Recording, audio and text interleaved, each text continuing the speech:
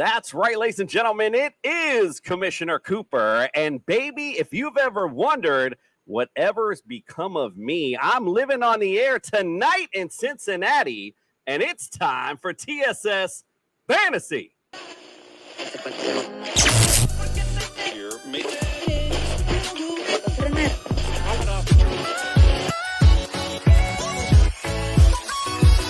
Yeah!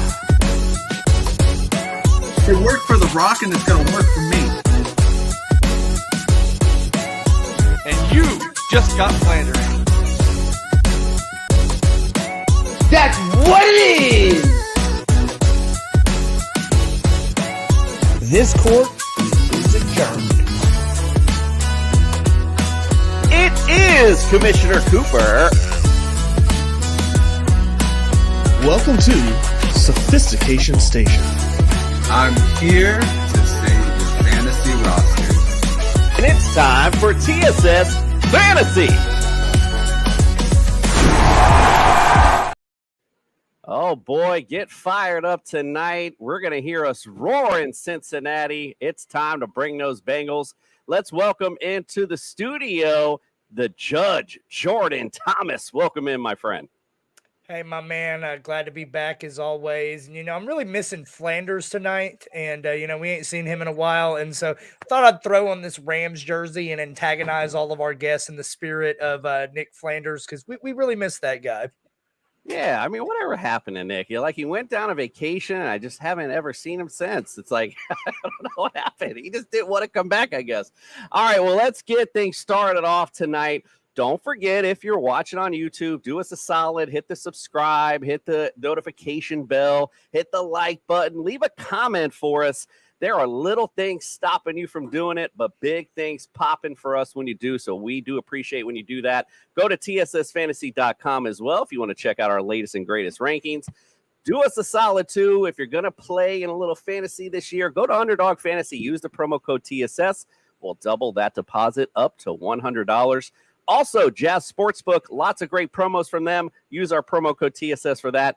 And if you're looking for some championship bling for your fantasy champion, go to Pro Am Belts. They got lots of great stuff for you there. All right, well, Justin, I said that last night too, and I caught myself. I can't believe I did that. Jordan, my friend, I'm sorry. I'm going to bid you adieu. We're going to bring in the doc. I'll see you in a little bit for the Fantasy Focus.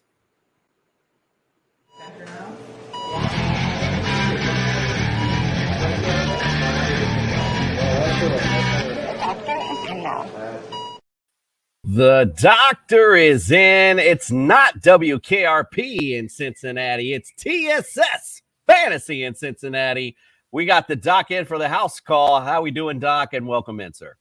Thank you much. We'll start with Joe Mixon. So if you pull 2020 out of the equation, and recall from a couple of years ago, you gave him the moniker Mr. Glass, and it was all about 2020. But if we pull that out of the equation, he's averaged 15 games per season over his other 5 seasons. So except for that year, he's Mr. Consistency.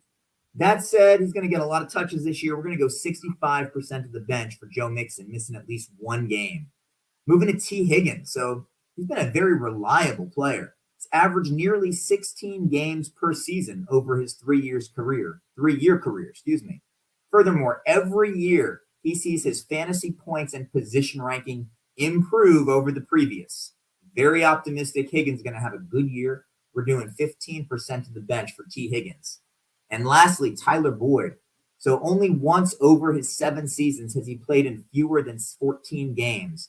And even that 14-game season was an outlier. So he's not one of Joe Burrow's top receiving choices, but he's still not a bad third option.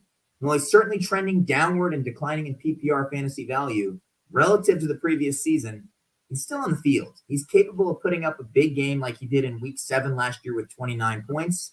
So we're going Tyler Boyd, 20% of the bench. I like it. Tyler Boyd shows up when you need him. He does have some big games, that's for sure. And who day, by the way, not many day. This Bengals team's going to be off to a big year this year. Doc, thank you so much for closing out the AFC North. Next week will be the NFC North, so we'll see you then. All right, let's get excited. The magic of television and a haircut indeed. All right, well, let's get our guest in. We got some Bengal legends in the house and friends to the show. Let's get some Bengal roars going. It's time for the Cincinnati Bengals. Our next stop on our summer tour, we are living on the air in Cincinnati. Get ready to roar with the Cincinnati Bengals. Man, you can tell I'm old. Every promo, I got WKRP references. Welcome into the studio, everyone. Let's go around the room. First, one of our from our Super Bowl special, one of our fantasy Jeopardy contestants. It's Sean Moore. Hooday, baby. Welcome into the studio, my friend. Hooday, baby. And I'd like to note that I was the Jeopardy champion on the Super Bowl show. So I just kind of point that out. Thank you. I was going to say it, but I was like, man, I couldn't remember who won exactly. So thank you for the correction. The champ is here, I should say. My bad. Also, welcome into the studio, Andrew Hall. Welcome in, my friend. First time, long time. Excited to be here and talk it up with you guys on the Bengals. Let's go. Hooday, baby. Listen, that's the first time anyone said first time, long time on this show. I thought I'd kick it back to WKRP, right? Like that's an old radio thing. So I playing right into it. Absolutely love it. All right, Ellis, welcome in, my friend. Yo, it's Ellis Fantasy Football. Welcome in. Thanks so much for having me. Super fired up to be here. Can't wait to talk some Bengals. Hooday, baby. Hooday indeed. Juan is day. Welcome in. Is it Juan DeMayo? Is it okay? Or it's John May? I don't know. You tell me. Welcome into the studio, my friend. All right, he's super stoic to be here. Indeed, we might have to get back in a second. Are you there, John? All right, John, I think is a little behind. We'll get backed up in a second. Let's welcome in. Yeah, can you hear me? Yep, we can hear you now, my friend. Maybe. All right, we'll check back with you in a second. Hey, excited to be here. Looking forward to talking Bengals. Hooday. All right, we're welcome to. We are excited to have you, John. All right, let's welcome in Bengals legend, the Bengals captain. Welcome into the studio, my friend. Hooday, and I am just excited to share the stage with. I am a huge fan of Hooday, baby. I'm excited to be here and witness his greatness. Man, I didn't realize far too kind. I didn't realize our champion had such big pull around here. Jeez, oh please! He is a big deal. Known, my bad. All right, well, go ahead, guys. We appreciate you guys being in. Let's talk about last season real quick. All right, well, I'll pull this Band-Aid off real quick. It was a good season overall. Finished 12-4, first, of course, in the AFC North. Lost the conference championship to the Chiefs. Barely 23-20. Questionable if you even should have lost that game. Let's talk about offensively last year. 7th overall in points per game, 25.7. Yards per game, 353.8, which made you 11th. Passing yards, 7th. We know Joe Money, 257.9. Rush yards per game, 95.9. That made you 28th in the league, lacking a little bit in the rushing game. Defensively, points per game, you were 5th in the league. Points against, 19.6. Yards per game, 337.7. That made you 17th. Passing yards per game, lacking a little in the secondary, 234.2, 26. Also probably to do with Joe Burrow lighting teams up, so probably a little bit had to do with it also. Rush yards per game, 103.5. That made you 5th. All right, let's go around the room. Sean Hooday, the man, the myth, the legend, apparently. We put some respect on his name.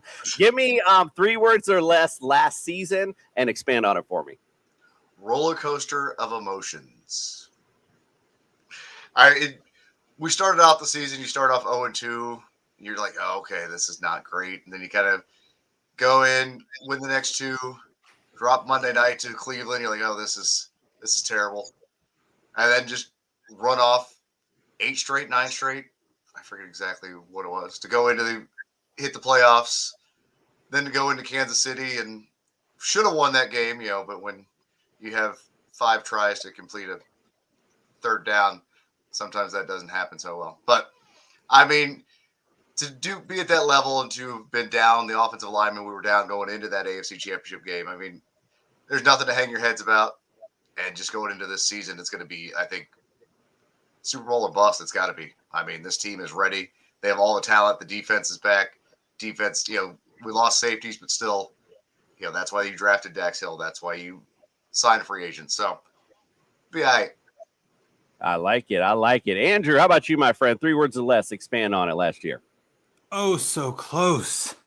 Honestly, like my only thing about last season was after going to the Super Bowl, which I think a lot of Bengals fans did not expect that 2 years ago. That was a little bit, early for that bun to come out of the oven. And I think all of us are like, oh, wait, this might actually be real.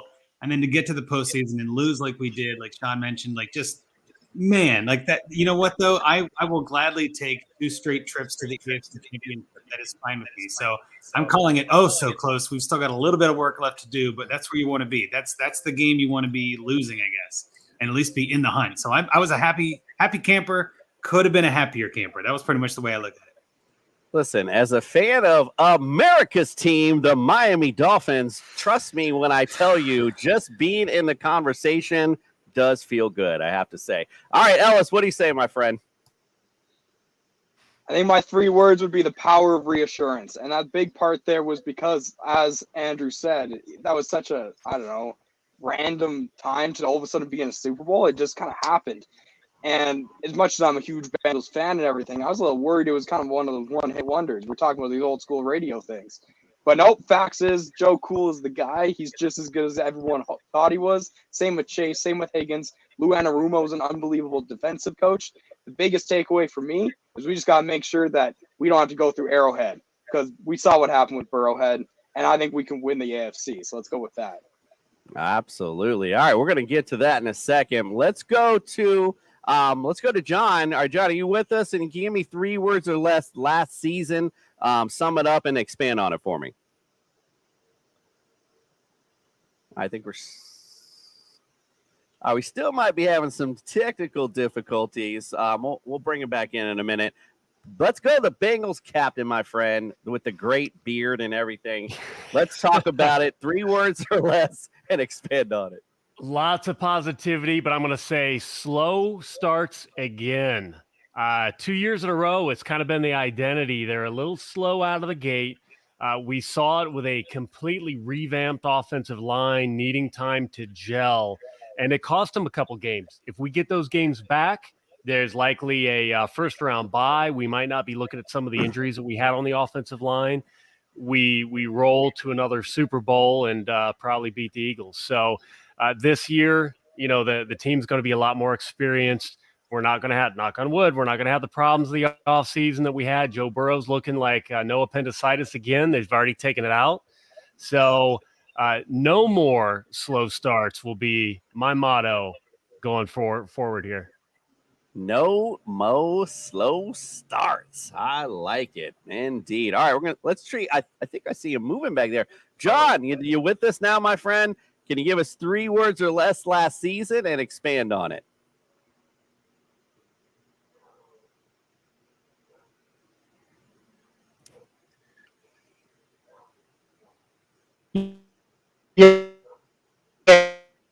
Now it's got Max bedroom vibes.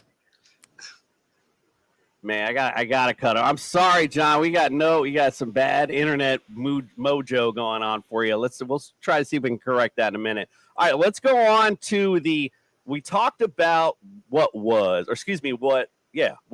Let's talk about what is. My bad. All right. This season, you guys, let's talk about what you lost in the offseason. Marquee subtractions. Hayden Hurst, the tight end, Jesse Bates, safety, Von Bell, safety, and Trey Flowers, cornerback. So lost some in the secondary, but your marquee additions could be big time for you with Orlando Brown. Finally, somebody to secure that O-line for Joe Burrow. Looks like a great addition to this team. Irv Smith Jr., who's had some great potential at the tight end position, hasn't lived up to it yet, maybe can find himself with this unit. And Nick Scott obviously brought him over to replace some of the stuff that you missed leaving in your secondary. In the draft, round 1, Miles Murphy, edge rusher from Clemson. Round 2, DJ Turner, cornerback from Michigan. Round 3, Jordan Battle, safety out of Alabama. Charlie Jones, receiver out of Purdue in round 4. Chase Brown, running back from Illinois, and we'll talk about, obviously, the Joe Mixon situation. Andre, I don't know how to say the last name, receiver out of Princeton. Brian Robbins, punter from Michigan. And then round 7, DJ Ivy, cornerback from, of course, the U. Let's go around the room. We'll start with the captain first. Give me a prediction about this season and tell me why. 13 wins, pretty easily. 13 wins. I'm confident about that. I was excited about the draft. I think all Bengals fans were. We may have been a little tentative. That first pick, I went live knowing it was going to be tight end Notre Dame. And then you never go live. You never go live because yeah, they caught me. Looking back, great pick. You know, the defensive line rotation, Lou Anarumo is the mad scientist. That's going to equate to more sacks at ideal situations. Top to bottom of the draft, there's not a pick that I didn't like. Even to punter, you know, we lost a legend, retired a legend today, Kevin Huber. We love you. Thank you so much. And looks like we're going to have another legend.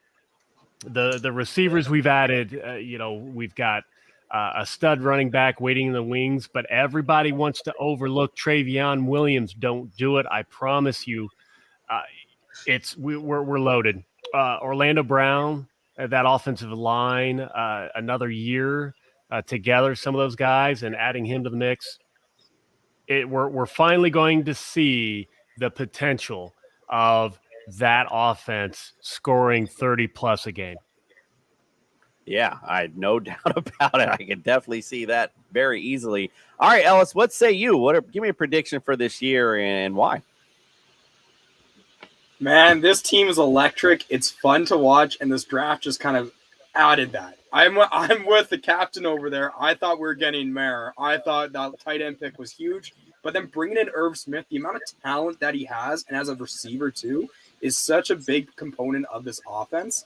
I'm worried a bit about his blocking, but he showed a lot in Minnesota, so I'm optimistic. But his sure hands is going to be a lights out number 4 option. And, of course, as the Canadian here, let's go Chase Brown, the London, Ontario native. Love that pick. Him and his twin are unbelievable. Their story's amazing, too. And I think the kid has juice. Let's see how he does in pass pro. That was probably the shakiest part of his game in college, in my opinion. But if he can be pass pro, Joe Mixon's not a third down guy. He's just not. He never has been. And you can argue that he could be, but for some reason, Zach Taylor doesn't think he is. And that's totally fine. Let's hope it's Chase Brown or Travion Williams is sick too. Love Irv Smith. Love that we attacked the defense as well. A little worried about the secondary. If I would predict wins, I'm going to go a little bit lower than the captain. I think it's more like 11-12 because I'm worried about this division. I'm not going to lie. That Ravens team is a little scary. But yeah, it's going to be another good one for us Bengals fans. So it's fun doing, this show because we do the summer tour and we go through every team. And of course, like in the off season and, as I referred to earlier, we all know who my team is. So the AFC East obviously there's been a lot of hype, right? And as we went through this division, I said it last night. I was like, man, there's a lot of hype on the AFC East, but this AFC North is nothing to shake a stick at. And it's literally, you could go down and look at the teams and compare it to the AFC East. Literally, you're probably the worst team is the Steelers, and they're just like the Patriots. But I probably would say they're a little better than them, quite frankly. So, Andrew, let's go to you, my friend. Give me a prediction and why. Yeah, I'm kind of feeling what these two are putting out. I'm going to go with 12 myself, 12 wins. I think that gets the over. I feel like it's pretty confident. It is a tough division. And just like last year, I think we go 3-3 in the division just because divisional games, you kind of throw the record book out the window. You really have to take each game as a singular item. I mean, we saw the Browns dominate us on Monday Night Football, and that just hurts so bad. And then the Browns come to Cincinnati and we dominate them. It was just like these two teams are entirely different on home and road. It's crazy to me. And you get any home team, excited for a divisional game in this division, it's anybody's game. So no matter how good you are, no matter who you are, no matter what you got at QB, it really can be a gut fest. So that's where it's like three losses there. And then I'm going to give one more loss either to the Bills or the Chiefs, just because I feel like the odds of the Bengals winning both of those and then winning the Super Bowl feels a little bit much. I'd much rather lose one of those games and go all the way through in the playoffs. So my logic is kind of playing a little bit, hedging a little bit, but at the same time, getting that over 11.5 like the betting is right now. I still feel like that's pretty confident. And I think 12 wins should be relatively straightforward with the team that we have. Yeah, we did lose some stuff on defense, and I'm going to miss Von Bell more than anyone myself. That guy was the heart of that defense, and I love cheering for him, and it's a shame seeing him go, but I get it, right? It's just it was his time to go get some money, and the Bengals aren't willing to pay it. I can't fault the guy for that. But I do think Nick Scott's going to be a good addition. I think we got some good draft picks. Like Captain said, I'm excited for this year. You know, we had a lot of really fun years with, you know, Burrow and Chase and Higgins and like all these star studs. And this year is kind of like backfilling the quieter positions. And I think that's what we needed the most. So it's perfect for us as Bengals fans. And yeah, I'm going with 12 wins. I think it's very possible. We just got to execute. And that's always what the game is. We just got to stay healthy, get the game plan going, and, you know, dominate when we need to dominate. I think it's very possible. I absolutely love it. All right, Houday, what do you say, my friend? Where do you think they're going and why? 17 wins. I mean, easy. That's all there is to it. There's no, I mean, that is the only answer. I mean, you have the most explosive offense in the NFL. You get the up-and-coming defense. You're going to have the youngest, fastest defensive backfield on the field. That's all you need. You got it. That's it. I'm done. I rest my case. I hate it. Listen, this is why you're the legend, my friend. That's all there is. I got a great YouTube short for tomorrow. Sean Moore predicting 17-0. He's calling it right now. Look, can I change my answer? He convinced me. Like that was, man. Everybody, listen. Everyone's ready to run out of the locker room. All fired up.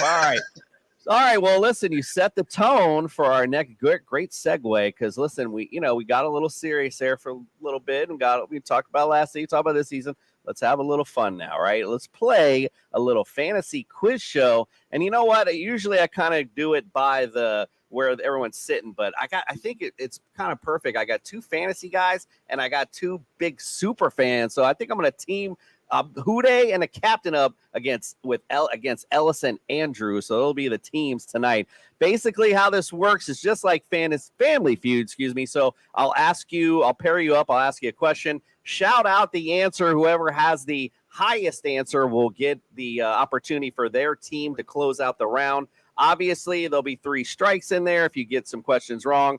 If you get those 3 strikes, the other team will get a chance to steal. Either way, it'll be a lot of fun, and I hope I don't take your Bengal fan card tonight. Here we go. Let's play the Fantasy Quiz Show. There seems to be no sign of intelligence. It's the Fantasy Quiz Show. Justin Jefferson. Justin Jefferson. It's gonna be a long game. Not going to be a long game tonight. We got Bengal experts in the building. All right, let's go Ellis and Houday right off the jump. Mano a mano, round 1. Top 5 answers are on the board. Here is your question. I'm thinking all-time Bengals history, and I always throw up a layup in the beginning. All I want to know is I'm looking for all-time your past TD leaders. Ocho Cinco. So I went through. I was receiving. Sorry, Carson Palmer. Okay. There you go. Carson Palmer. I know. I felt bad. I didn't want to X you because I was like, maybe I didn't say it right. But Carson Palmer is correct. 154. Ellis, you earned the spot for your team. Let's go on to Andrew. What do you have, my friend? I'm going to go Andy Dalton. Andy Dalton. The Rocket, who came out today, said he doesn't think there's 32 QBs better than him, made that statement today. Check him out because you know what? He is number 1 in Bengals history, 204 TDs from Mr. Rocket himself. All right, let's go to Ellis. What do you got?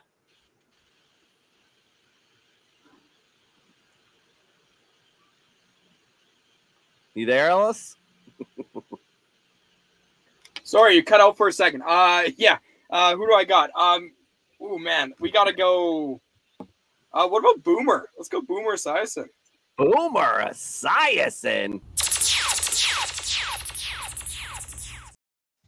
Boomer Esiason is correct. He is number 3 with 187. So all you're missing now is number 2 and number 5. Let's go to Andrew. I want to go with Ken Anderson. Ken Anderson. Going right down the list. He's number 2, 197. So all we're missing is number 5. Can we get it? Ellis, what you got?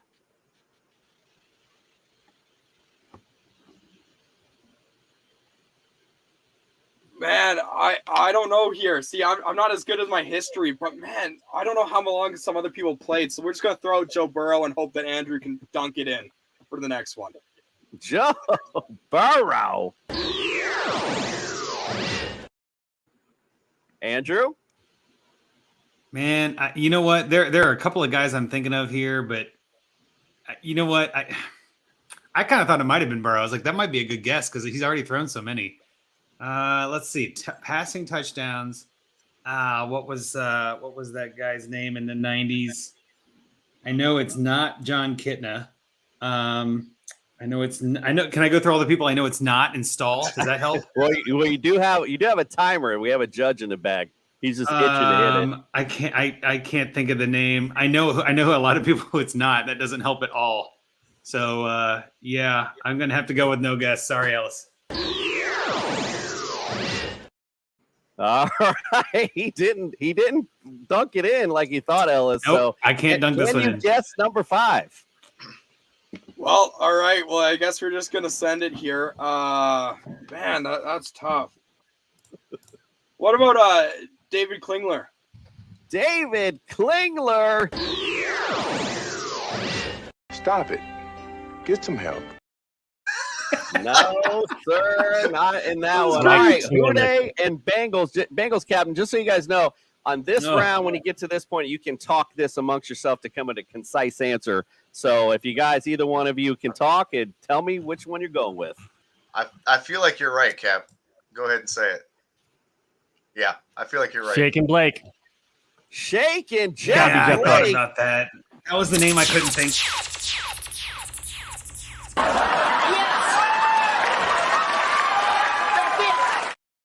You snagged it. He is number 5 all time, and he even asked my mom to prom. I got the clue right there underneath. You guys, you're missing it the whole time. Jeff Blake, 93 thrown TDs. Thanks for all bailing me time. out there, Cap, for my mess up on the Hey.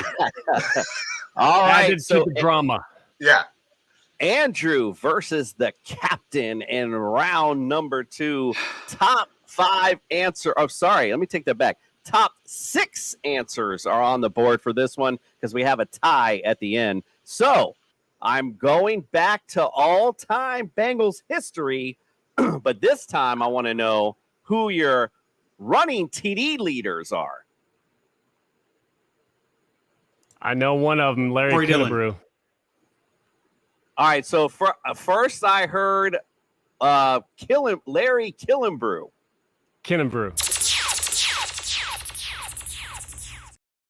Sorry, my guy in the back is taking a break, so I'm hitting the buttons myself and having to flick back and forth. This is crazy. He is on this list, Larry Killebrew, but he is number 6. He's tied with number 5 with 37. And then I heard right in between there, Corey Dillon. Corey Dillon is correct. He is number 3 on the list with 45. So you guys take control again, Andrew and Ellis. See if you can close it out this time. Let's go to you, Ellis. What do you got?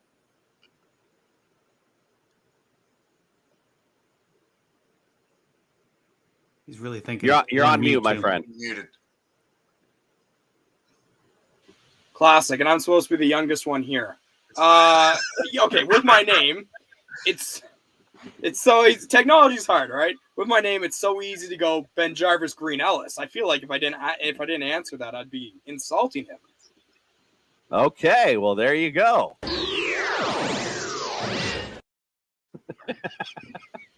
Not an insult at all when you get an X. All right, Andrew, what do you say? I got to go with one of my favorite Bengals, Rudy Johnson. I feel like he's got to be on this list. I loved Rudy. He was dominant. Rudy. Rudy is on this list. He is number 2 all time with 48. So you got number 2, number 3, and number 6 on this list. Let's go back to Ellis. What else you got? All right. The reason why I was so out there with my first guess because I knew Andrew has this in the books. But let's go with James Brooks. How about that one? I love it. James Brooks. Yes, he is tied with Larry Kinnenbrew with 37. So he was down there at number 5. All right, let's go back to Andrew. So there's only one left, or is there 2 left? You're missing 1 and 4 on the list. Oh, Joe Mixon. He's got to be on this list. Joe right? Like top Mixon. rushing, right? There we go. He is on the list at number 4 with 40. So you're missing the number 1 all Again. time. Bengal TD Like an rusher. easy Let's one go, we should Ellis. Man, all right. Like I said, my history is a bit weak here, but I do know there was one guy because he has the same name as my dad, and that's Pete Johnson. Pete Johnson.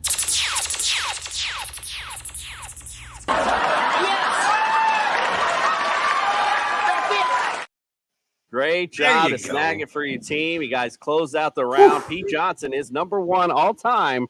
Bengals rush TD leader with 64. So that's pretty. Yeah, he's really up there. All right, well, let's go. It's 1-1. That's the way we like it here. Let's go Houday versus Ellis again. Top 5 answers on the board, and this is when things get a little spicy. We're going to start really pulling that fandom card out. I'm still going all-time Bengals history, but I want to know about winning percentage, and I want to know the teams you have the best winning percentage against. Against? Is there a limit on how many games? No limit at all. Chiefs. The Kansas City Chiefs.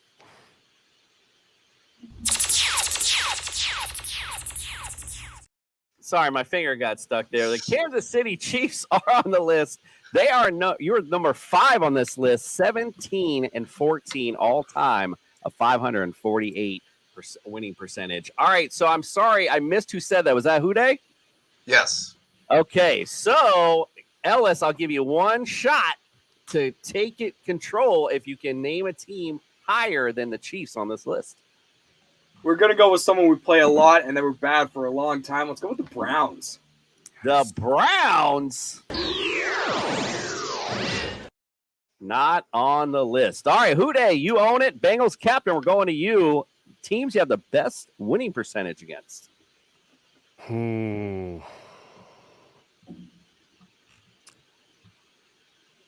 do I feel like the Seahawks? I don't know. Why do you feel like it? I'm going to go Seahawks. All right, the Seattle Seahawks.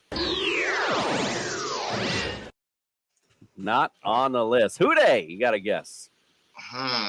This is a tough one. Let's go with the Indianapolis Colts. The Indianapolis Colts. Oof, a lot of meat on this bone, Captain. You got to take a little nibble or it's going back to Andrew and Ellis to steal. You got to guess here. Oh, boy. Yeah, I know some that are not. How about the Jets? The Jets suck. You idiot. Not on the list. All right, Ellis and Andrew, a chance to steal here. A lot of meat here, but there's a lot of teams as well. So, well, how many teams are on the list? I want to clarify that. Well, yeah, it's all active teams. It's not no like Boston Yankees or whatever. So yeah, it's. What I mean, like what? How many top 5? Yeah. Oh, yeah. I'm sorry. Yeah, it's the top 5. Correct. Sorry, my bad. So the Chiefs have already at the number 5 spot. And you guys can talk this one out to come with a concise one. Yeah, what are you thinking, Ellis? Do you have any that jumps out to you? Man, this is tough. Man, I don't think I recall us ever losing to the Falcons since I've been watching. I'm just going to go out and say that. Falcons have had a rough patch for a long time. I could see that. Bengals were kind of bad back when the Falcons might have been good, but they weren't good for that long. I'm okay with Falcons. Again, it's kind of a crapshoot at this. I have no clue what our record is against teams. That's not something I look at ever. So, yeah, I'm fine with Falcons if you think you've got a good logic to it. I'll go with that. That's precisely My logic's a gut feel. That's precisely why I asked that question, Andrew. Let's go with the Dirty Birds Atlanta Falcons.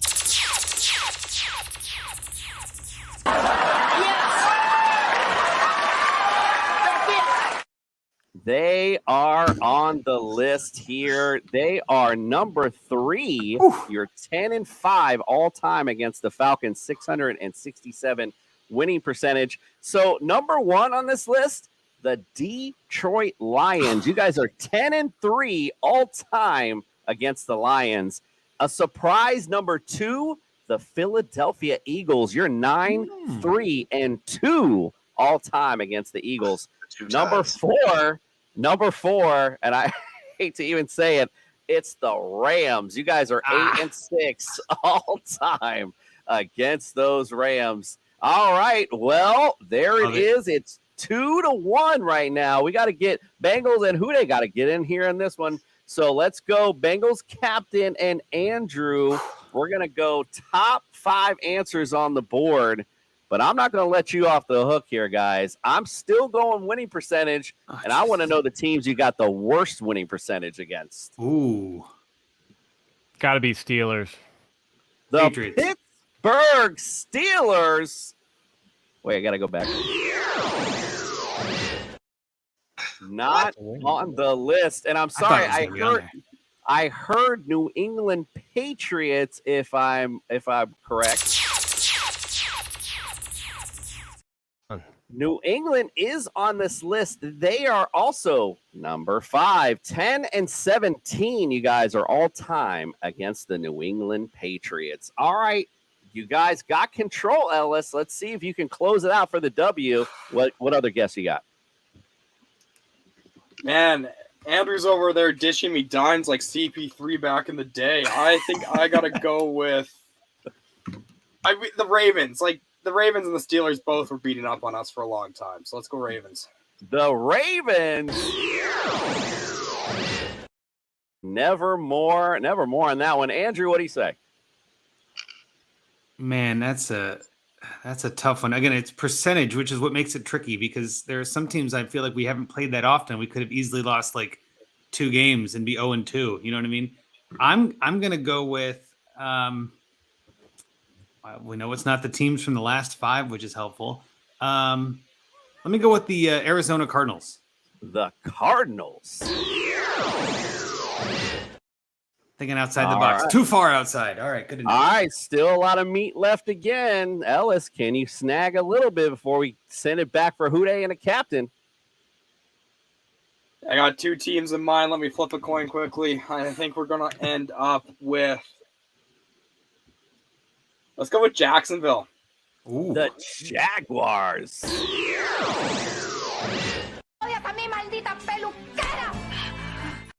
No, on that one. Listen, Hude and Cap, you guys got a nice opportunity here. A lot of meat left, not a lot of teams left, and all they got was number 5. So you're looking for the teams you have the worst winning percentage against. You guys can talk it out. I hate to talk Super Bowls, but well, we haven't had a lot of success against the 49ers, have we? Yeah. See, I'm thinking the Raiders. Because there was a stretch where we hadn't beat the Raiders for many years, and then we went the game I went to Oakland to see, we beat them for the first time in forever. So I don't know if they're on that list, but that's where my mind went was that we're on the same. It's Raiders or the Niners. It looks like you're between you two. You guys, let me know what you want to roll with. What do you think? I'll let you pick, Hude, baby. All right, we'll take. the Oakland Raiders. He's going with the Raiders. Cocaine is a hell of a drug. Unfortunately, not on this list. Please tell me the Niners weren't on that list. Listen, not only are they on the list, they are the number one team on this list. You guys are 4-11 all time. Against the Niners. Montana. The Cowboys are number 2 on this list. That was another guess I thought 4-10 against the Cowboys. Number 3, drum roll, please. America's team, the Miami Dolphins, 8-17 all time against the Dolphins. Insane. And the Broncos, you guys are 11-22 all time, and they are sitting at number 4. All right, guys. Well, listen, that was a lot of fun. I appreciate you guys playing, but unfortunately for the Bengals captain and Houday baby, Andrew and Ellis, you are tonight's winners.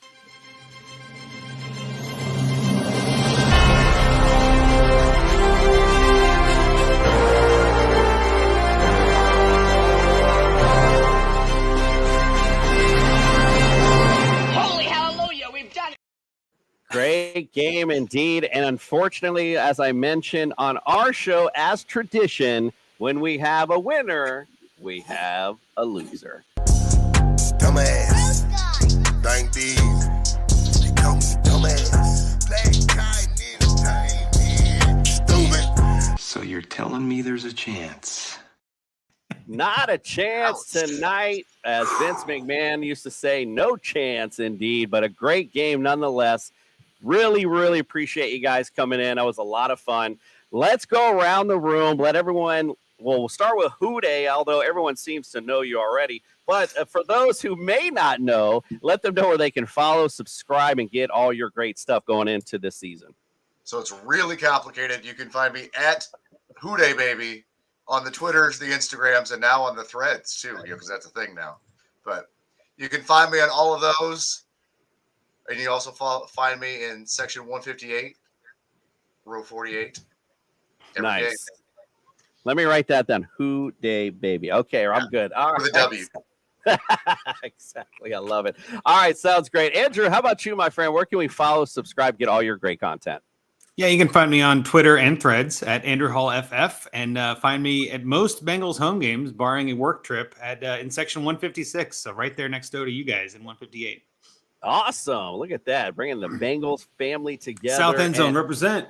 I haven't hit that Threads yet. I just feel like it's going to be one of those things where everyone goes and then everyone's back to the other thing again. So I'll just wait, make sure it's cool first and whatever. All right, Ellis, how about you, my friend? Where can we follow, subscribe, get all your great content? All right, catch me on Twitter at @YoIt'sEllis_FF. Unfortunately, for Bengals games, I won't be in the stadium. You'll catch me on the center left side of the couch, chomping on some chips, because that's where it is, and that's where the good luck is in that spot. Hey, you also appreciate your work. At Fireside Fantasy _FF, where I sit by a fire and I talk some fantasy football. That's where I'm at. Gotta love it, man. I listen, where's my invite? There's nothing like I'm down here, all the way down here in Florida, sweating my behind off because my wife makes me do my podcast outside. I want to go sit by a fire. Hell. All right, let's also Bengals captain. I mean, we can find it's pretty easy, I think, to find you in a crowd, but where can we follow, subscribe, get all your great content, my friend? Basically, Bengals captain everywhere. Don't look too hard because you might find Bengals captain in places you didn't expect to find it. No, I don't post there, but I've got one. Oh, what's under the hat? You know what I mean? Like, let's go. I am also in 158 row 2, and shout out to CBS Sports. They find us every game. So if the game's on CBS Sports, you'll find me dancing and acting a fool. I love you, CBS Sports. Yes, thank you, CBS Sports, and thank you, Bengals captain, because what's cool about that is, like, I'll be sitting here watching one of those games. I'm like, hey, I know that guy. That's so cool. That's what's so great about doing this stuff. So I really appreciate you're a star, man. I love it. No, I appreciate you guys coming in so much and appreciate you guys being here. Good luck so much to your Bengals this season. We are going to take a quick break. If you can't stick around, great. We're going to do our fantasy focus on the Bengals. So please stick around if you can. If you cannot, Totally understand and totally appreciate you guys being in. We'll take that commercial break. Appreciate you again. We'll see you later on.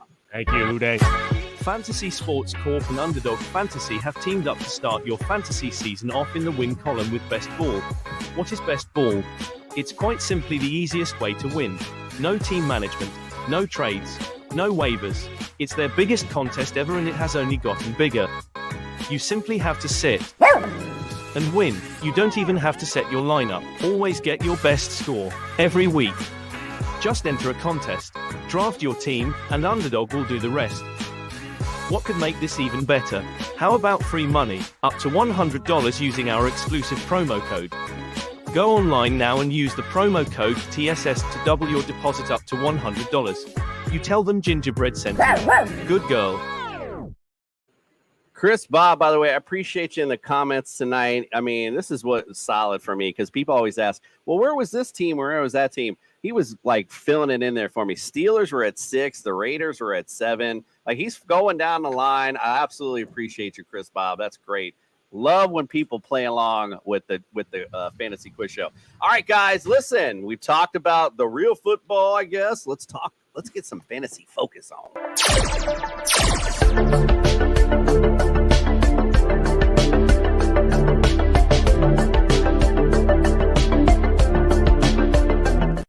Certainly can tell the host is from Miami. All right, let's get it started with our fantasy focus tonight. And it's just pretty much, I'm going to start out like I did last night with Lamar Jackson. Joe Burrow, number 4, go snag him. I mean, there's no reason not to. This is one of the elite guys for me. It's the guy you want to have on your fantasy roster. I don't know if he's falling as much as where I'm looking now in drafts. I feel like Lamar is going a little further for some reason. I'm not quite, but I know Joe Burrow is definitely a great value and somebody you definitely want on your fantasy rosters. I don't have to sit here and give you all the analytics because that's why I brought these expert guys to tell me all the great stuff in. But Jordan, you've been in the back, my friend. How about you? What do you think about Joe Burrow? I've been jonesing. So, yeah, I'm the asshat that wore the Rams jersey. However, I think I'll redeem myself a little bit here by letting you guys know the Bengals are my fantasy squad. All these guys are my ride or dies. Joe Burrow, fantasy quarterback, number 1 overall, incoming. MVP season, incoming. Number 1 seed in the AFC, incoming. Give me all the Joe Burrow this year. Every ounce of it. I like exactly. That's what I say. Well, I don't mean there's not much of a breakdown tonight. It was like we kind of go through some of these teams. I got to really kind of get into it. Listen, there's not much to get into here. It kind of pretty much speaks for itself. But Ellis, you tell us all. Will you tell me why I need to invest in Joe Burrow this year? Man, Jordan, I don't know what I like more, your takes or your mustache, because both are rocking right now. But when we're talking Joe Burrow, though, man, my only concern with fantasy is because of the limited in rushing. And yes, he picked up a bit more rushing after his entire knee got fixed last year. But still, him and Herbert I always view quite similarly. And Herbert has a bit more of a bigger arm. For NFL, definitely I'd take him Burrow. But when it comes to fantasy, he needs to throw for 40 plus touchdowns, and he should be able to do that, especially with these weapons. If he has an MVP season, he very well could throw for 50. However, it's the yardage as well. I think Burrow can definitely get there. I'm personally drafting Herbert above him. I think there'll be a bit more yards. And then, of course, you have your Lamar, your Hurts, your Allen, and your Mahomes. But definitely, to me, he's a firm 6. He's probably one of the most consistent 6s in my QB ranks for sure. Yeah, I have him above Herbert only because I like y'all's weapons just a little bit more than LA's, quite frankly. But, tomato, I'll take either one and be happy with it, quite frankly. Andrew, what do you say, my friend? Yeah, I mean, Burrow is a stud. And I just want to, just for a second, just envision Bengals fans for the last 20 years having to deal with, Carson Palmer and Ocho Cinco and Houshmandzadeh. Like, that was a great tandem. Then we had Dalton and AJ Green and some, Chris Henry and others, pour some out, RIP. And then we get Burrow, Chase, and Higgins, and it's just like Christmas every day. I mean, this is exactly what you're looking for, both in terms of NFL and fantasy. I mean, I'm not quite sure I want to say Burrow is my number 1 overall. My heart says that, but my brain says, hold up, let's see what's going on there. That being said, it's tough not to like the Bengals for fantasy in every single way. And part of that is kind of what you said, Ellis. It's because they don't have a rushing game. It really means all of it's going to go through that passing attack. I mean, I still love Mixon as a value in the 5th or 6th round of redraft leagues. You know what I mean? Like, I think a lot of people are sleeping on him. But again, as my RB2 in fantasy, you can do much better. I mean, you can't do much better than Joe Mixon, who's going to be on a high-powered offense, getting in the red zone often, constantly getting first downs. That's what you're looking for in a running back. So I think Mixon's a steal in a lot of drafts right now. But again, that whole offense is so high-powered. You're not going to be angry if you get a Bengals player on your team. And I love that as a Bengals fan because I get a lot of Bengals players on my teams, and it just makes it easier and easier to cheer for them at the games. 100%. Listen, you're a great segue person. Let's talk about that running game real quick. And something that we didn't talk about all night is I don't know anything that's going on in this Joe Mixon situation. So I hope somebody's going to enlighten me because I'm looking at it right now like he is a scary prospect. Going with all the disgruntled rumblings going on. Again, he does have a little bit of injury history too, but again, he's kind of dispelled that the last couple of years. But again, I like what he brings to the table if he's coming to play, but is he coming to play is the question. So right now, he's way down in my rankings because I'm just not sure what's going on with him right now. Jordan, what do you say, my friend? I'm not touching Joe Mixon with a 10-foot pole. And it's not just these legal issues that are potentially going on. Joe Mixon wasn't the best running back on the Cincinnati Bengals last year. It was Samaje Perine, and that guy is now in Denver. Joe Mixon's stats were heavily inflated because he went off for 50 points in week 9. And granted, every one of those points count, but if you take that out of the equation, that guy was lower than Cordero Patterson last year. I think he's on the decline. I think there's legal issues going on. I don't really know what the Bengals are going to do at running back. And I think volume alone, sure, he's going to be a guy as long as he stays out of trouble. But, man, I think the days of Joe Mixon being RB1, set it and forget it, are done. So, Andrew, again, going to our Bengals experts, that's why we like to do these shows. So what is the possibility that Chase Brown is that sneaky running back that we all should have drafted, earlier in our drafts, and, now we're regretting it? What do you say?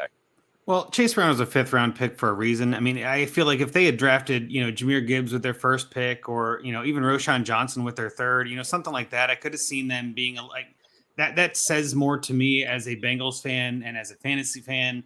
Waiting until the 5th to get Brown, I feel like it was a value for a weak running back room. I don't feel like it fills a void. I want to say this, too, to what Jordan said. I don't want to disagree that Perine was the better running back. I'm not going to say that. I do like a lot of what Perine brought, but him leaving and nobody really being there to fill the void. I mean, I think Chris Evans actually has a chance to be the guy. I think he's a good punt returner. He's going to make the squad. There were a lot of games last year where either Mixon or Perine were out and Travion was on the team and they still didn't give him the ball. Why would they give him the ball now? I don't think there's no benefit to doing that. They've already showed us they don't like him. So I'm kind of out on Travion myself. But again, what you said too, Jordan, I don't want Mixon as my RB1. That's not what I'm saying. I would love Mixon as my RB2. He's going as like running back 20 right now. Like, to me, that's crazy value. I'd much rather take him at RB20 and get an RB1 season than take him at RB8 and get RB20 season. You know what I mean? Like, the value is just crazy low. If you're a 0 RB guy, he's a terrific RB1 target in that regard. If you're going to draft a ton of tight ends and super flex and get 2 quarterbacks and like all these other things and then wait until the 6th, 7th round or something to get Mixon, I think that's a pretty stud option to do, is like maybe even a hero RB idea. So again, I don't think Mixon's going to be amazing. I just think his value is his price is what I like more than the player. Totally fair. Totally agree with that. And, hell, forget 0 RB. I like to go RB heavy every draft I do. And I'll go my 3rd running back, Joe Mixon, all day long. I mean, it's the way things are going. So yeah, I totally hear you. Ellis, what do you say, my friend? Man, I saw it in somewhere in between these two. Like, I don't want to forget all the legal issues and, the fact that he broke that woman's jaw before you entered the NFL. Like, that always comes up too. Like, he has a lot of off-field stuff that I think shouldn't be forgotten about, especially when we're talking about other people getting hurt. But when it comes to his fantasy impact, it benefits from the team. Like, that 5-touchdown game, that 50-point game or whatever it was, remarkable. But the fact is you can do that on a Bengals team. It's one of the few powerful offenses what kind of runs a workhorse. Like the Chiefs, they have like 5 different backs, right? The Eagles, they have Hurts, and then like 4 other backs. Like a lot of these other teams that are really potent, even the Bills, like because of Josh Allen rushes, they don't really have that. So I think Mixon is a huge value in fantasy. I think we're stuck with him this year. I think we're going to ask him to take that pay cut. I genuinely haven't heard anything about that happening, but there was rumors it would. And if he just looks at the market, like just look outside, you'll see Leonard Fournette and Ezekiel Elliott cooking up some hot dogs with Dalvin Cook. So, I mean, the thing is he's going to want to probably take that pay cut. So I think we're locked in for this year for sure. Next year, we'll see what happens. I'd love to draft a guy. And I'd love it if the London, Ontario native, Chase Brown, can put a stamp on this season. But that's it. Like Andrew said, he's a 5th rounder. Who knows? I think we're stuck with Mixon this year. I think he's kind of like a Najee Harris, but on a better team. Inefficient, will get the work, and hopefully the offense will make him score a lot more touchdowns. Well, just real quick, I want to piggyback. Like, I don't mind being stuck with Mixon. Like, as an NFL team, there are definitely worse options to be stuck with. I am happy as hell to be stuck with the 4th receiver or touchdown receiver, rushing touchdown in Bengals history. Like, he's a good player. I know we all like to hate on him, and he does have some injury history, but there were definitely times where he wanted to play and the team wouldn't let him because there was no reason to risk it. The team was terrible that year. Why have him play? So I think he gets a little bit of a bad rap for the games he's missed. I think he has the heart. I think he knows this is his last chance to possibly be on a Super Bowl winning team. And he's going to do everything in his power to stay healthy and get right for it. And like I said, again, the guys behind him are scrubs, in my opinion. No offense. They're better at this game than I'll ever be. So I'm saying scrubs with quotes around it. But my logic is still Chris Evans, Travion Williams, Chase Brown, none of them worry me in the same way that a Tank Bigsby worries me for ETN, or like a Zach Charbonnet worries me for Kenneth Walker, where it's there's nobody else for fantasy behind Mixon. So that's partially why he's, in my opinion, a great steal. The value that he's given is because of those legal issues, because of that injury, because of the ADP and everybody being scared of that. Injuries aren't sticky. As much as we think they are, they're not.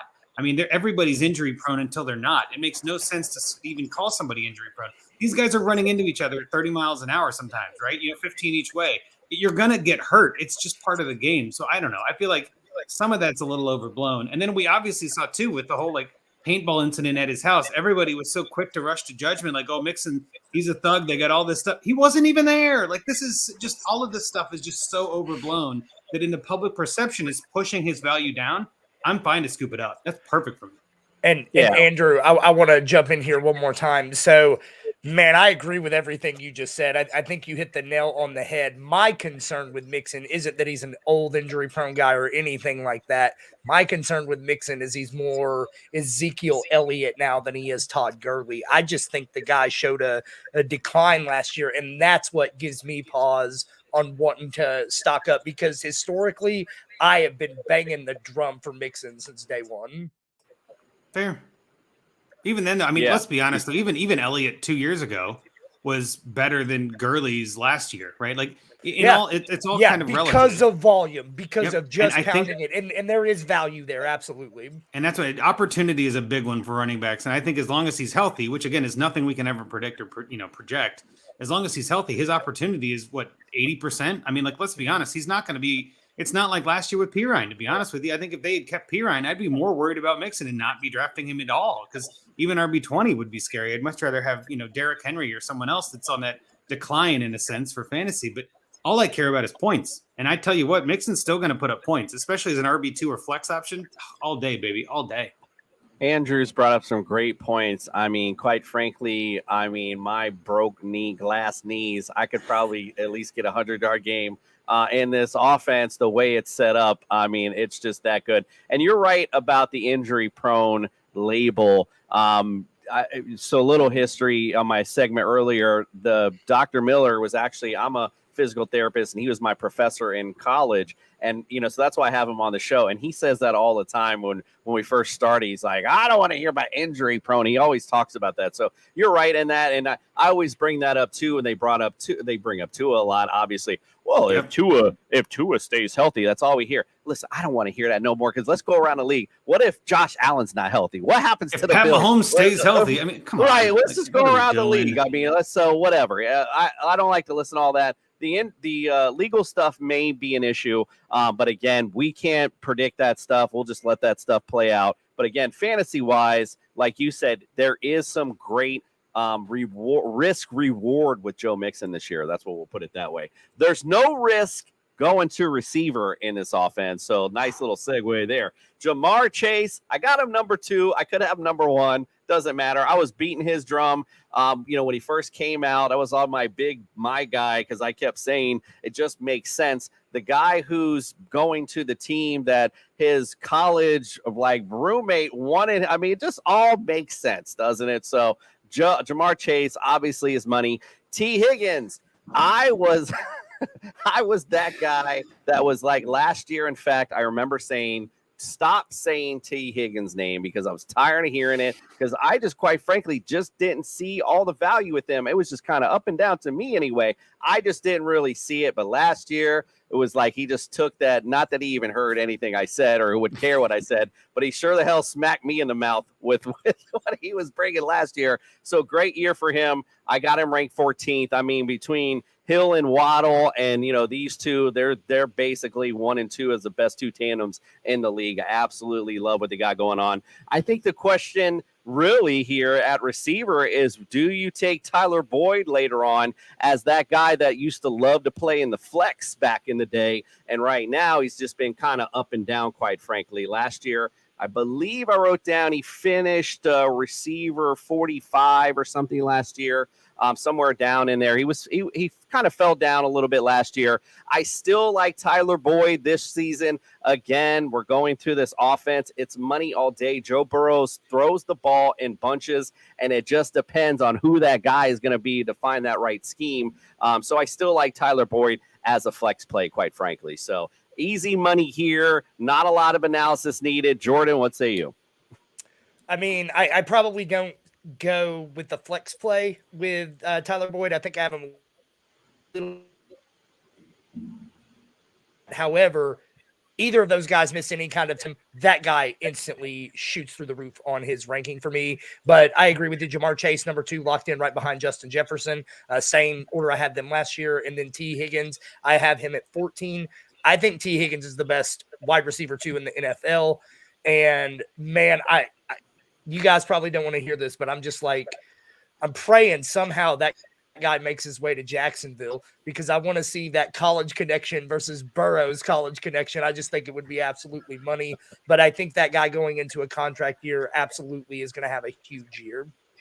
So you just spread some bad juju on the show, Jordan. I just want to say, if that happens, we're going to play this back to all the Bengals fans next year. That's the best juju. It would be beautiful.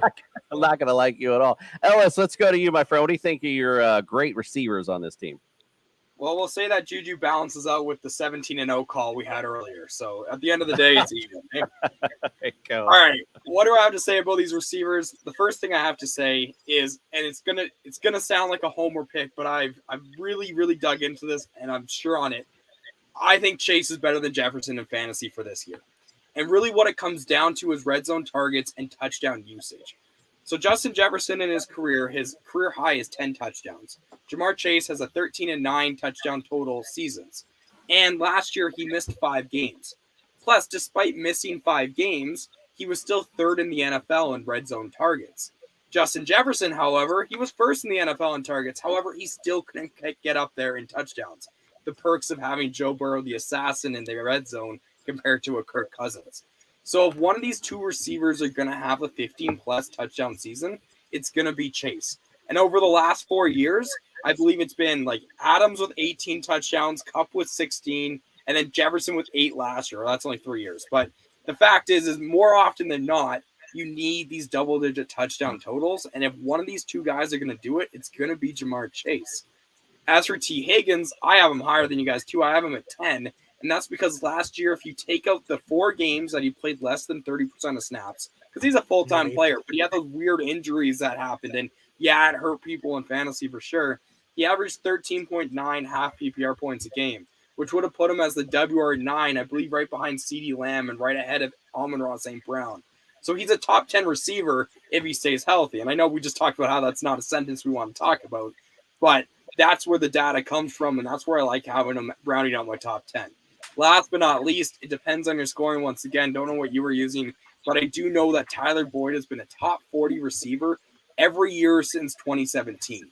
So Tyler Boyd, if you want 3 receptions, 30 yards, and then maybe a touchdown every 5th week, he's your guy. Like, you want mediocrity, he's locked and loaded. You fire him up. Fantasy, I'm not touching him. I'm ranking him in my top 40 because that's just what he does. But I'd way rather take a shot on someone with some more upside that's going later. Nico Collins is getting a lot of hype, for example. Rondell Moore is going to be a PPR machine in Arizona. And that rounds out my 3 receivers, and I think all of them are just unbelievable. Tyler Boyd's a lot more valuable in real NFL, though, for sure. Absolutely. Absolutely. Love it. Love it. Love it. Andrew, what say you, my friend?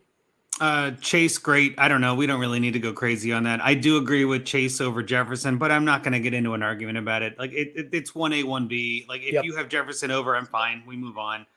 Higgins, I probably have still as like a wide receiver 12 to kind of couch that wide receiver 1 category. I feel like he's still a valid wide receiver 1. I used to say I don't like having Higgins as my wide receiver 1 because he's the wide receiver 2 on his own team. I was kind of proven wrong by that last year. He's too much of a stud, even on this offense. Even if he is the second option on this offense, it's still the better option than you're going to get in a lot of places. So if you're okay to wait, or you want to go RB heavy or something at the beginning of your draft and get Higgins as your wide receiver 1 in the 3rd or 4th, whatever you want to do, I don't hate that. I think that's a fine idea depending on the format. And again, I think Higgins is one of those guys that is going to see an uptick. I think Chase and Higgins both, and really just in general, the analogy I've been making in some circles lately anyway, it's kind of like the Forrest Gump analogy where he's running with the braces on and then it just sort of like clicks and he knocks them off. That's what I feel like this year is, right? Because we had Burrow with the appendectomy, we had Burrow with the ACL. Like he was kind of like that. He was causing this like running in molasses feeling at the start of the season. And then we all saw it by week 6, they were click and run and going, boom, bang, let's go. Like it was done. And that's what you want in fantasy, right? Is for them to show up. And I think with this offseason, as far as we can tell, barring anything crazy, again, God knock on wood, don't ever say I put any bad juju on things. But my thinking is if they can go into this season as like full on all 3 of the receivers and even Mixon with Burrow with a full offseason to get 100% locked in, they'll knock that rust off by week 1 and be hitting that stride to maybe even get that 17-game victory streak. So I do think all the offense is going to get better from that. And I wanted to spend a second on Boyd. I think Boyd is kind of, I would say underrated, but he's probably appropriately rated. I do a lot of dynasty fantasy football too, and Boyd is pretty much free in dynasty. You can get him for a 3rd or 4th round rookie pick, which is just nuts to me. Because I think, again, he's a perfect flex option as we get into injuries and bye weeks and other things like that. I have no problem at all starting him and putting him into my flex on a start 11 kind of roster. And I think, again, if he's your wide receiver 6, perfect. That's exactly who I want for my wide receiver 6. Somebody who's got the upside. Again, if something were to happen to these other guys, or, like you just mentioned before with Higgins missing some time, right? As much as we don't want to say it, there are definitely games where the Bengals are up 38-10 in the 3rd quarter. And they're just like, you know what, Higgins, you've got this quad strain. Let's sit you. You're not hurt. We're not going to say you're hurt, but just go. You don't need to risk it, right? That's when Boyd steps up and shines. It happens all season long. You never know when that's going to happen. They play the Texans this year. They play the Jags this year. Like some of those games could be blowouts, and Boyd gets a ton of touchdowns from Trevor Siemian, the backup. You know what I mean? We have no idea. So, and I do think Boyd is playing for a little bit of a contract here, even though I don't think that's going to happen. He is a team captain. I think he's still got some heart of this team. I think he's still viable as an option in this offense. So for me, I'm fine taking him. And right now, just on Fantasy Pros, his ECR expert consensus ranking is wide receiver 56. That's insane to me. Like that's undrafted in some leagues. I would much rather have Boyd than a lot of other players. That being said, his upside is definitely capped because of his teammates. So again, every league is different. Every option is different. But in Dynasty, I'm trying to acquire everything I can for Boyd because he's so cheap. He's practically free, and you're probably going to start him more weeks than you don't even think about. It's just how it goes. Because again, this offense is so good, and that rising Burrow raises all boats. You know what I mean? Like, just everybody's going to be good. And so I'm excited this year for Burrow to Boyd more than usual. Let's put it that way. But yeah, the other two, great and great for sure. So, ladies and gentlemen, you heard it here first. The Bengals, after game 1, will just start running, as Andrew put it. All right, let's finish it up. We'll put the tight end and the defense together.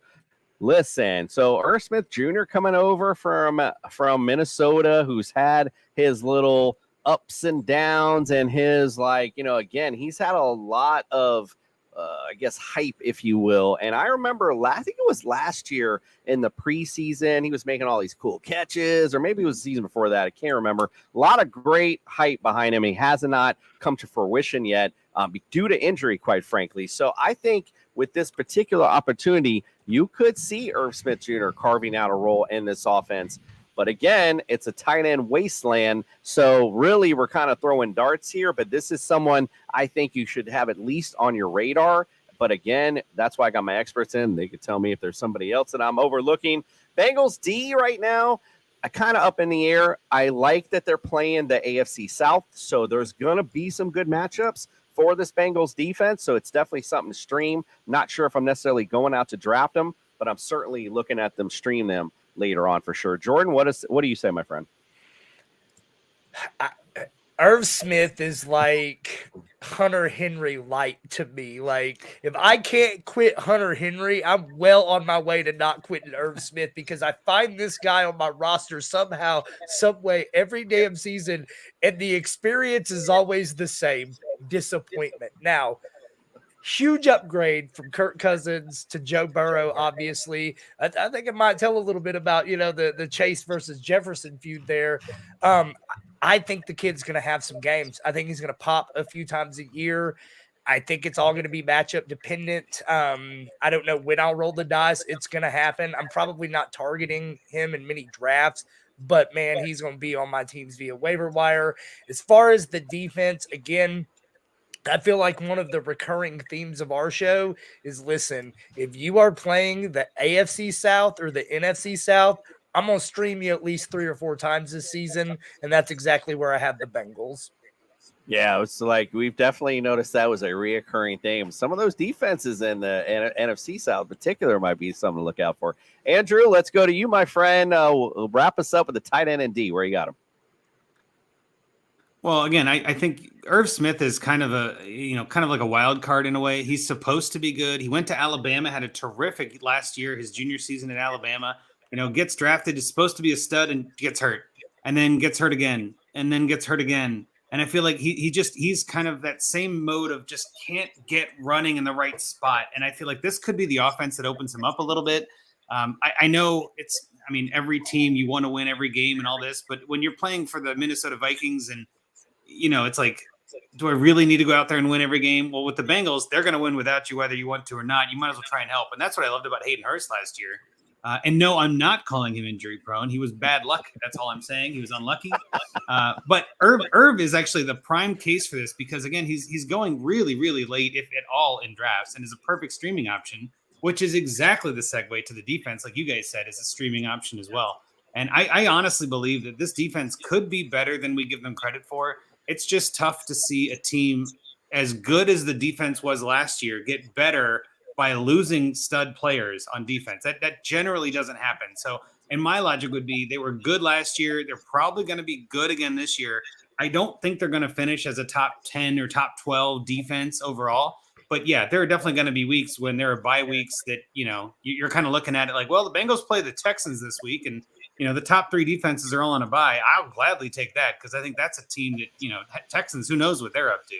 And again, on an offense like this, it doesn't take much for the defense to return a kick for a touchdown or something, because the whole team's so demoralized from Burrow dropping 4 dimes on him in the first half. So again, those are kind of just in general where defenses are, I don't know, I don't want to say it's like an entirely crapshoot, but that's what you're looking for, is a team with a good offense and a solid defense that can at least play good when they need to. Against a bad team, they're great. And that's really what you're looking for. So I think both of them are great streaming options, in my opinion.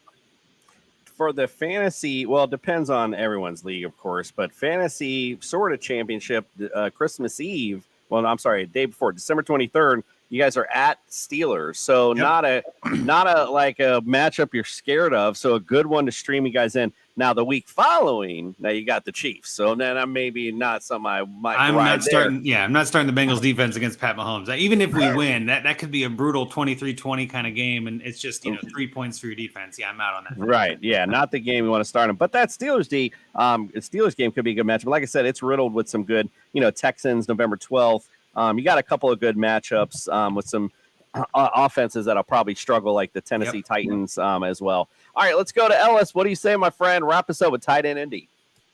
Honestly, I think outside of Orlando Brown, or honestly even at that same tier, Irv Smith might have been one of the best free agent signings for when we look at situation and placement.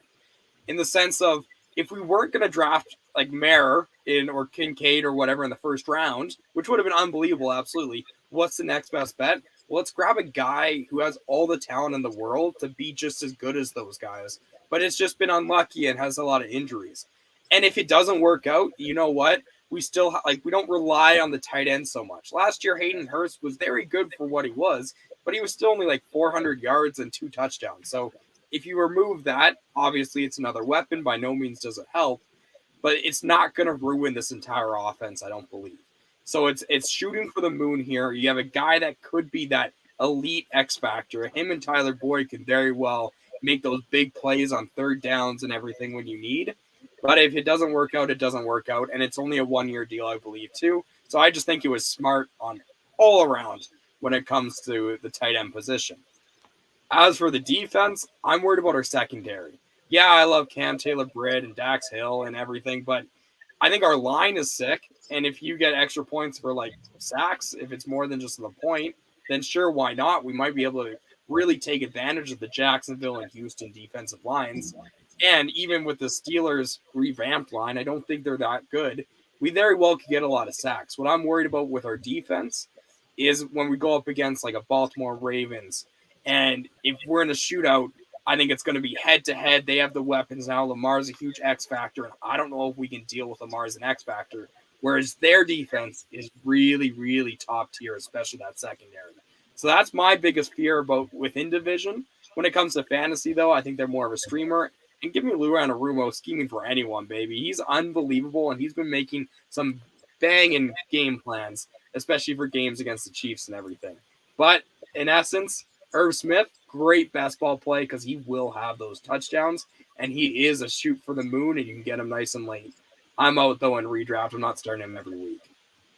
I want to piggyback real quick, just because you said something that I've said in other places, and it reminded me. Lou Anarumo is like the guy that makes the most amazing oatmeal you've ever had in your life. You're like, how did you do this? This is supposed to be terrible, and it's delicious. And then you're like, okay, that's some good oatmeal, and you go about your day, but you just think about it all day. Like, that was some damn good oatmeal. Like, how did he pull that off? Because that's what Lou Anarumo pulls off. He does magic with nothing, and I think that's exactly what he's going to do this year, getting a bunch of rookies to, even if they're not starters, to kind of like backfill that defense.